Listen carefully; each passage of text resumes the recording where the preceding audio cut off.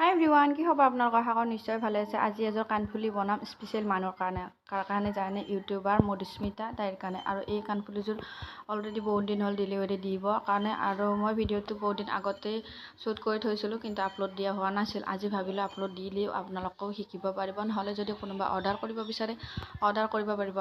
মধুস্মিতাৰ যিটো প্ৰফাইলত ফটো আছে, সেই প্ৰফাইলত যিযোৰ কাণফুলি পিন্ধি আছে এইযোৰে হয়।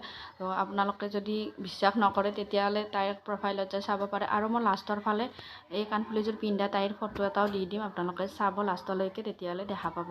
তো কাণফুলিযোৰ বনাবৰ কাৰণে মই লৈছোঁ এখন ভেলভেটৰ কাপোৰ, লগতে লৈছোঁ এখন ডাঠ কাগজ। সেইখন কাগজ টাইপৰে হয়, কিন্তু অলপ ডাঠ হয়, সেইকাৰণে সেইখন লৈছোঁ। আৰু এনেকৈ মই ভেলভেটৰ কাপোৰখনত আঠা লগাই দিছোঁ। আঠাটো মই ফেভিকল লৈছোঁ, ফেভিকল আঠা ভেলভেটৰ কাপোৰত ধুনীয়াকৈ লাগি যায়, সেইকাৰণে লৈছোঁ। আপোনালোকে যিকোনো আঠা ল'ব পাৰে, সেইটো একো কথা নাই। বহুতে কমেণ্টত সোধে যে আপুনি কি আঠা লয়। মই চব আঠাই ইউজ কৰোঁ, যিটো কাপোৰত মানে ষ্ট্ৰং লাগে সেইটোত অলপ ষ্ট্ৰং আঠা দিওঁ, আৰু যিটোত অলপ ইজি হৈ যায় তাতে মই ফেভিকল দি দিওঁ। তো এনেকৈ লৈছোঁ। আৰু আইপিন কেইটামান কাটি লৈছিলোঁ সৰু সৰুকৈ, যিহেতু আইপিনবিলাক অলপ দীঘল দীঘল থাকে, যিমান চাইজৰ লাগে সিমান চাইজত কাটি ল'ব পাৰি। তো মই সৰু সৰুকৈ কাটি লৈছিলোঁ। আৰু আঠাটো অলপ বেছিকৈ দিব, যাতে পিছত আইপিন কেইটা ওলাই নাযায়। আৰু মই আইপিন লৈছোঁ 7টা, আপোনালোকে বেছিও ল'ব পাৰে, কাৰণ মই অলপ পাতল পাতল কৈ দিছোঁ, ঘন ঘনকৈও দিব পাৰে, সেইটো নিজৰ ওপৰত। আঠাখিনি লগোৱা হোৱাৰ পিছত এতিয়া লগাম হুক। তাৰ কাৰণে মই অলপ ষ্ট্ৰং আঠা লৈছোঁ, কৈছোঁ ন, যিটো চিটুৱেশ্যনত যিটো আঠা লাগে তেনেকুৱা ধৰণৰ আঠা লৈ লওঁ। আৰু এইটো এতিয়া মই অক্সিডাই মানে চিলভাৰ কালাৰত বনাম, তাৰ কাৰণে চিলভাৰ কালাৰৰ ঝুমকা এটা লৈছোঁ আৰু পাৰ্ল লৈছোঁ।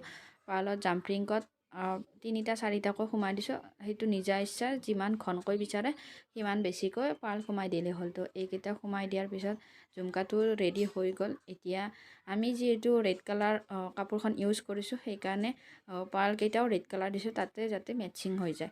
তো এইখিনি হৈ যোৱাৰ পিছত এতিয়া ছাইডতো মই ইয়াতে পাৰ্ল যিমানকেইটা ধৰে সিমানকেইটা সোমাই যাম। ইয়াতে 3টাকৈ ধৰিছে, ত' 3টাকৈ সোমাই গৈছোঁ। আৰু লাষ্টৰ মাজৰখিনিত এতিয়া মই ইয়াতে ঝুমকাটো সোমাই দিম।